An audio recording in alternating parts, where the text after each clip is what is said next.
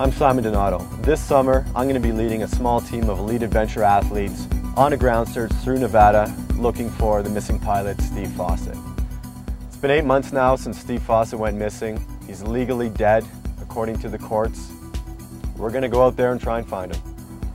We're doing this out of respect for Steve Fossett and his contributions to adventure and exploration. I mean, he's inspired an entire generation of adventurers and explorers just like me. My team's unique simply because traveling quickly on our feet through backcountry, rugged terrain, places that most people don't usually go, that's what we do.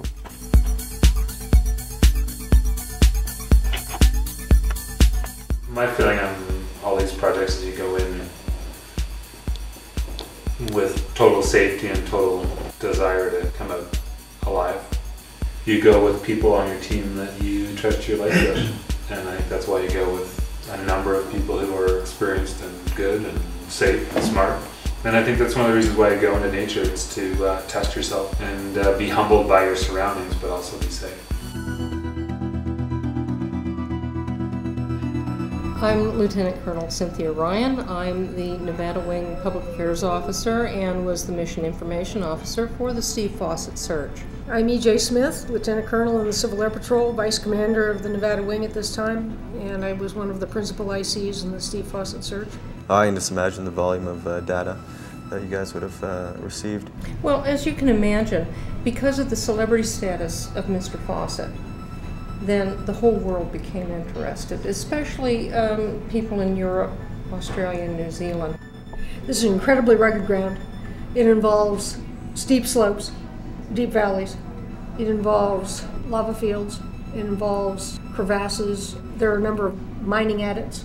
It involves up and down terrain. I mean, this is incredibly rugged country that this airplane disappeared in. In terms of giving you any specific advice, even as an adventure athlete, I don't know. So certainly you have to know what you're doing out there. You're going to get into trouble.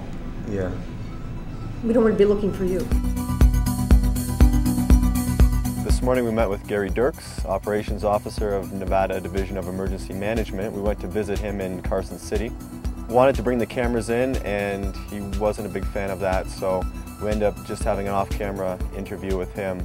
It actually turned out really, really well, better than I could have hoped. He let us take pictures of all the maps, showed us all the maps, talked us through everything that they've done on their end. He gave us some of his gut feelings as to where the best areas to search are now. And then he also told us some of the information that I hadn't been able to find out about just reading articles. So it felt like it was definitely worthwhile. We got a great insider perspective, and I think we built a good relationship there. Well, I'm Glenn Bunch. I've been involved with search and rescue for several years. I got into search and rescue in about 1966. In different aspects, I was in Civil Air Patrol ground, and then we developed from there. Simon, I think I can help you with maybe some of your questions. So you've been working the Fossett search since day one? Yes. I got the call about 10 o'clock at night on Monday night that he apparently went missing from, and we responded to that area with my search and rescue team. I had approximately 35 people that responded that night to the call, as well as a helicopter from Fallon Naval Air. And that location was fairly near to the ranch?